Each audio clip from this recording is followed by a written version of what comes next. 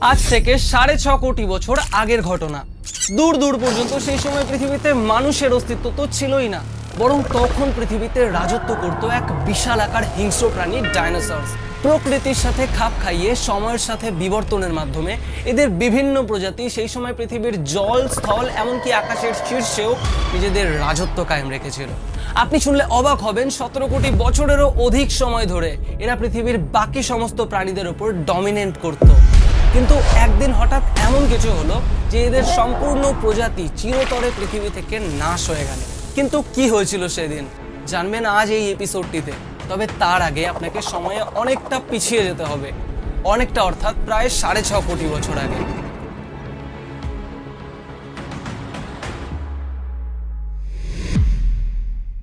তখন পৃথিবীর oxygen level অনেক বেশি ছিল। তখনকার পৃথিবী এখনকার তুলনায় অনেক বেশি আলাদা ছিল। সেই সময়কার পৃথিবীর এক একটা গাছের উচ্চতা এখনকার সময় প্রায় 10-20 তলা বিল্ডিংসের মতন হতো। তখন পৃথিবীকে অনেক বেশি সবুজ দেখাতো আজকের তুলনায়। সমুদ্রের জল অনেক বেশি স্বচ্ছ এবং নীল দেখাতো। মোট কথায় তখন পৃথিবী অনেক সুন্দর ছিল। আর সেই সুন্দর পৃথিবীতে একটি প্রাণীরই গর্জন শোনা যেত সবসময়।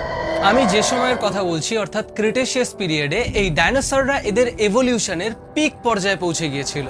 সেই সময় পৃথিবীর টেকটনিক প্লেটগুলির অবস্থান কিছুটা এরকম ছিল। আফ্রিকার বৃষ্টিহীন মরুভূমিতেও এরা বসবাস করত। সুন্দর পৃথিবীতেও এদেরই রাজত্ব চলত। লাভাবেষ্টিত ভারত ভূভাগেও এদের গর্জন শোনা যেত। আমেরিকার বিশাল মরুভূমিতেও এদের বৃহৎ প্রজাতির টাইটানোসরাসের বাসস্থান ছিল। স্বচ্ছ নীল সমুদ্রের জলেও এরা আলাদাই সাম্রাজ্য তৈরি করেছিল। আর সবশেষে আকাশের শীর্ষেও এদেরই অধিকার চলত। কিন্তু এরা জানতই না যে আজ এদের জীবনের শেষ দিন হতে চলেছিল। আর তাদের এই শেষ দিন লেখা হয়ে গিয়েছিল অনেক আগেই। অ্যাকচুয়ালি আমাদের সৌরমণ্ডলের বৃহস্পতি আর মঙ্গলের মাঝে কিছু উল্কাপিণ্ড আছে যারা সূর্যকে প্রদক্ষিণ করতে থাকে। আজ থেকে 10 কোটি বছর আগে এরই মধ্যে দুটি উল্কাপিণ্ডের বিশাল জোর সংঘর্ষ হয়। ফলে একটি উল্কাপিণ্ড তার কক্ষপথ থেকে ছিটকে বেরিয়ে 22,000 কিলোমিটার পার হাওয়ার স্পিডে পৃথিবীর দিকে এগোতে শুরু করে। পৃথিবীর কাছে আসতেই এর কিছু টুকরো চাঁদের ওপর গিয়ে পড়ে। কিন্তু চাঁদের মাধ্যাকর্ষণ শক্তি একে নিজের দিকে টানতে পারে না এর অতিরিক্ত ভার আর গতির জন্য। পৃথিবীর বায়ুমণ্ডলে প্রবেশ করবার সাথে সাথে এই উল্কাপিণ্ডটির গতি 70,000 কিলোমিটার পার হাওয়ার স্পিডে পৌঁছে যায় পৃথিবীর মাধ্যাকর্ষণ শক্তির জন্য। আর বায়ুমণ্ডলের ঘর্ষণের জন্য সেই উল্কাপিণ্ডটি জ্বলতে শুরু করে। পৃথিবীতে তখন মধ্যরাত চলছিল। এরই মধ্যে আলোর বিশাল রশ্মি সম্পূর্ণ পৃথিবীকে আলোকিত করে দিয়েছিল। এই উল্কাপিণ্ডটির চমক এত ভয়ানক ছিল যে একে দেখবার সাথে সাথেই কিছু প্রাণী ইনস্ট্যান্টলি অন্ধ হয়ে যায়। 10 কিলোমিটার ডায়ামিটারসের সেই উল্কাপিণ্ডটি প্রায় 70,000 কিলোমিটার পার হাওয়ার স্পিডে মেক্সিকোর ইউকাটান পেনিনসুলার শ্যালো ওয়াটারের উপর গিয়ে আছড়ে পড়ে। আর শুরু হয় এক দুর্বিষহ মরণ খেলা। এই সংঘর্ষের ফলে প্রায় 10 কোটি পরমাণু বোমা একসাথে ফাটার মতন দুর্ধর্ষ ঊর্জা তৈরি হয়েছিল, যা 500 কিলোমিটার রেঞ্জের মধ্যে থাকা সমস্ত গাছপালা আর পশু প্রাণীকে ইনস্ট্যান্টলি ওয়েপারাইজড করে দেয়।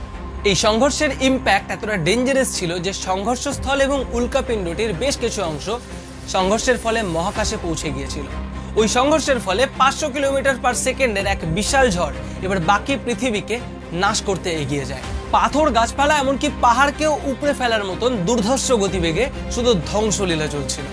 সংঘর্ষের ফলে যে টুকরোগুলি মহাকাশে ছিটকে গিয়েছিল এবার সেই সমস্ত টুকরোগুলি পৃথিবীর মাধ্যাকর্ষণের জন্য আবার পৃথিবীতেই ফেরত আসতে শুরু করে আর এই মহাবিনাশের গতিকে যেন আরো অনেক বেশি বাড়িয়ে দেয়।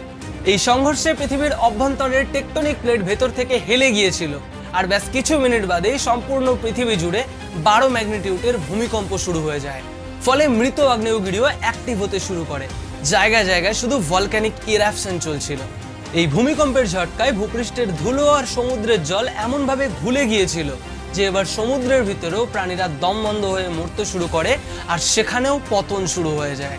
সংঘর্ষস্থলে সৃষ্ট হওয়া গরম ধুলোর ঝড় আফ্রিকা পর্যন্ত পৌঁছতেই তা সাহারা মরুভূমির বালির সাথে মিশতে শুরু করে আর বাতাস আরো বেশি বিষাক্ত হয়ে যায়। মাত্র কয়েক ঘন্টায় সম্পূর্ণ পৃথিবী ধুলোর মেঘে ঢেকে গিয়েছিল।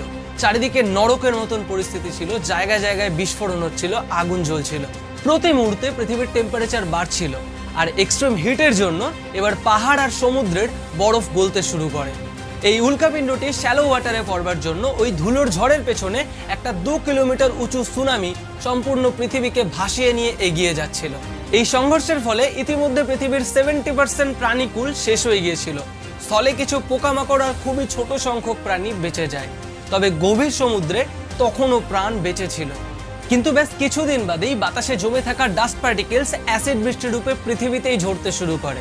ক্রমে সমুদ্রের জল বিষাক্ত হচ্ছিল, তাই এবার গভীর সমুদ্রেও মহাপতন শুরু হয়ে যায়। ধুলোয় ঢেকে থাকার জন্য পৃথিবীতে আলো পৌঁছতে পারছিল না, তাই ক্রমশ পৃথিবী যেন ঠান্ডা হচ্ছিল। আস্তে আস্তে পৃথিবী এবার ঢলে পড়ে এক আইস এজের যুগে। তবে আশ্চর্যজনক কি জানেন, সায়েন্টিস্টদের মতে এই ঘটনার জন্যই পৃথিবীতে মানুষের এভলিউশন হয়েছিল। তবে সে বিষয় নিয়ে অন্য কোনো দিন অন্য কোনো ভিডিওতে আলোচনা করব। আজকের এই ভিডিওটা এই পর্যন্তই। এই ভিডিওটিতে যদি এত দূর পর্যন্ত এসে থাকেন তো অসংখ্য ধন্যবাদ। খুব শীঘ্রই দেখা হচ্ছে আরো একটি নতুন এপিসোডের সাথে। ততক্ষণ পর্যন্ত কিপ স্মাইলিং, সি ইউ।